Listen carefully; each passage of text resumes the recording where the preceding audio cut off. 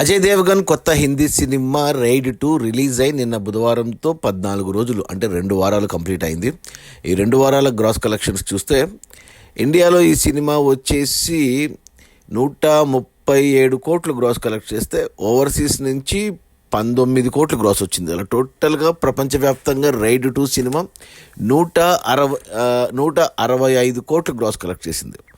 ఇక అందులో ఇండియా కలెక్షన్స్లో జిఎస్టీ తీసేస్తే నెట్ కలెక్షన్స్ వచ్చేసి 123 కోట్లు ఉంది. ఈ సినిమా బడ్జెట్ 120 కోట్లు అయితే 123 కోట్లు వచ్చాయి, అంటే 3 కోట్ల లాభాలతో సినిమా క్లీన్ హిట్ అయింది.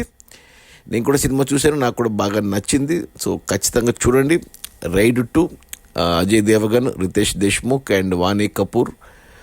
అలా హిందీ సినిమా రైడ్ 2 రిలీజ్ అయిన మొదటి 2 వారాల్లో 165 కోట్ల గ్రాసు, అందులో నెట్ కలెక్షన్స్ వచ్చేసి 123 కోట్లు.